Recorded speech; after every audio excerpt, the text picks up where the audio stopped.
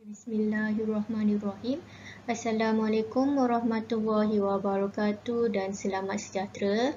Selamat datang ke pendaftaran murid baharu tingkatan 1 dan juga peralihan sesi 2022 ke SMK Tunku Abdul Rahman Putra atau dikenali sebagai STAP.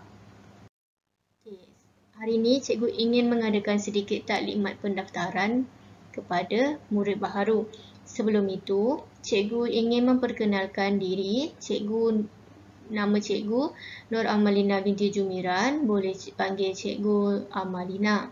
Cikgu berada di sesi petang. Cikgu adalah cikgu guru bimbingan dan kaunseling. Okey, cikgu memperkenalkan yang pertama ini adalah dewan. Tempat pertama, ibu atau bapa atau penjaga akan melalui proses pendaftaran dimulakan di dewan. Di tepi dewan, kita akan letak beberapa kaunter untuk pendaftaran mengikut kelas ataupun aliran ataupun kursus. Okey. Di sini kita akan ada satu kaunter untuk kelas agama, satu kaunter untuk projek sukan dan 4 kaunter untuk kelas biasa dan 1 untuk kelas peralihan. Okey, di kaunter pendaftaran, cikgu-cikgu akan menyemak dokumen yang telah diminta mengikut senarai semak. Okey, yang pertama sekali yang penting kad pengenalan murid atau sijil lahir untuk mengenal pasti sama ada murid adalah warga negara ataupun tidak. Yang keduanya, kad pengenalan ibu dan bapa ataupun penjaga. Seterusnya, buku maklumat murid yang telah dibekalkan kepada pelajar, buku rekod kesihatan murid dan poket file. Okay, ini adalah borang yang akan diisi oleh guru yang akan mendaftarkan anak tuan ataupun puan. Okay, ini adalah koperasi. Setelah tuan ataupun puan selesai mendaftarkan anak, tuan puan akan pergi ke koperasi melalui laluan yang telah ditetapkan mengikut laluan yang telah ditunjukkan. Okey, tunjuk arah dia adalah balai dinamik ni. Okey, koperasi berada di blok D, koperasi dan bilik SPBT. Okey.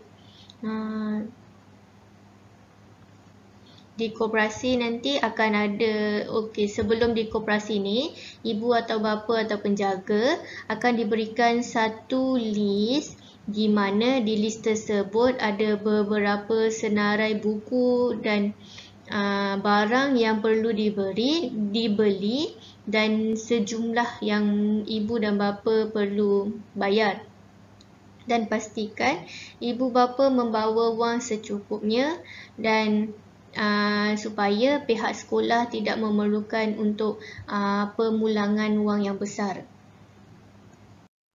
Okay, ini adalah senarai keperluan untuk rujukan dahulu, tapi ini mungkin akan ada sedikit perubahan dalam jumlah yang tertera di papar skrin itu. Okay, dan untuk keseragaman, murid diwajibkan membeli t-shirt dan tracksuit PJK bagi tingkatan 1 dan juga peralihan. Okay, ini adalah senarai buku teks tingkatan 1 dan peralihan dan juga harga sekiranya pada akhir tahun ada buku yang hilang, pelajar perlu membayar denda mengikut harga yang telah ditetapkan di belakang buku tersebut. Okay, ini adalah buku maklumat diri yang perlu dibawa ketika pendaftaran, sesi pendaftaran. Okay, ini yang pertama ini senarai semak dokumen. Okey, yang pertama adalah surat tawaran penempatan asal ataupun salinan. Borang maklumat diri murid, borang sistem maklumat murid, slip gaji dan sekiranya ibu atau bapa yang tidak mempunyai slip gaji, kita kita ada sediakan borang pengesahan pendapatan. Okey, seterusnya salinan keputusan pentadsiran bilik darjah PBD dan juga PSS, salinan sijil kelahiran, kad pengenalan murid, pengenalan bapa, kad pengenalan ibu, kad pengenalan penjaga, salinan surat nikah atau pendaftaran perkahwinan, salinan surat cerai sekiranya ibu atau bapa telah berpisah, salinan surat hak penjagaan anak, salinan bil terkini dan gambar saiz pasport terkini 3 keping termasuk 1 keping yang ditampal pada borang A. Okey. Dan diminta juga untuk pelajar mengambil satu gambar di telefon masing-masing. Tapi diminta untuk mengambil gambar secara formal, bukan secara selfie. Minta ibu ataupun abah untuk ambilkan gambar anda. Ini kerana tujuan untuk kad perpustakaan.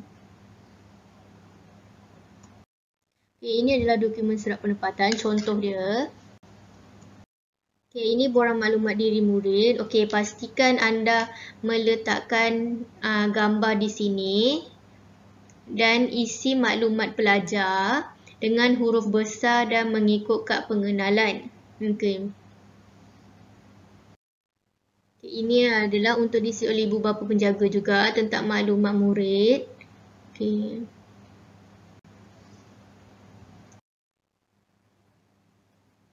Ini tentang maklumat bapa, maklumat ibu ataupun maklumat penjaga. Okay, ini adalah slip gaji terkini. Okay, perlu sertakan, lampirkan di dalam borang buku maklumat diri ini. Dan sekiranya tidak ada slip gaji, ibu atau bapa atau penjaga boleh isi bahagian sini dan diminta untuk mendapatkan pengesahan daripada pihak-pihak yang telah ditetapkan di borang berkenaan. Ini keputusan peperiksaan sama ada PSS ataupun PBD. Kalau sekiranya ada dua-dua boleh sertakan, lampirkan. Ini seterusnya salinan sijil kelahiran pelajar. Ini salinan kad pengenalan sekiranya pelajar mempunyai kad pengenalan sendiri. Bahagian hadapan dan bahagian belakang pastikan di photostat atas bawah. Pengenalan bapa, pengenalan ibu, penjaga sekiranya dijaga oleh orang lain. Dan ini surat salinan nikah atau pendaftaran perkahwinan. Salinan surat cerai, salinan surat hak penjagaan anak, salinan bil terkini. Okey, kita ada beberapa soalan yang telah dipertanyakan sebelum-sebelum ini dan cikgu ingin mengajukan semulalah supaya ibu atau bapa atau penjaga boleh aware dengan soalan yang mungkin sama akan ditanya. Okey, yang pertama, bila hari tarikh pendaftaran? Tarikh belum ditetapkan tapi dijangka pada hari Ahad jika dibenarkan bersemuka. Okey, apakah saluran yang ibu atau bapa atau boleh gunakan untuk mengetahui tentang tarikh hari pendaftaran? Ibu, bapa atau penjaga boleh menghubungi telefon pejabat sekolah yang telah ditetapkan ialah.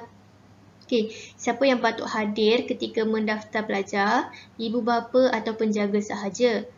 Ada juga soalan menyatakan, bolehkah saya minta makcik untuk mendaftarkan? Boleh tapi tidak digalakkan kerana memberi kesan bahawa ibu atau bapa atau penjaga tidak boleh menguruskan perpindahan atau berhenti dan apa-apa urusan berkaitan dengan anak atau murid. Selain itu, selain buku maklumat diri, apa dokumen yang perlu dibawa? Dokumen yang perlu dibawa adalah yang paling penting adalah kad pengenalan diri dan surat beranak yang asal murid, buku rekod kesihatan dan juga buku rekod pergigian. Seterusnya, apakah perlu saya buat jika saya ingin mohon kelas aliran agama? Ibu bapa atau penjaga boleh mendapatkan borang rayuan di kaunter khas yang disediakan di Dewan. Okey, seterusnya, apa perlu saya buat sekiranya ingin memohon masuk asrama? Anda juga boleh mendapatkan borang permohonan di Dewan dan keputusan kemasukan ke asrama bergantung kepada kekosongan yang ada. Ini adalah contoh borang rayuan kelas aliran agama.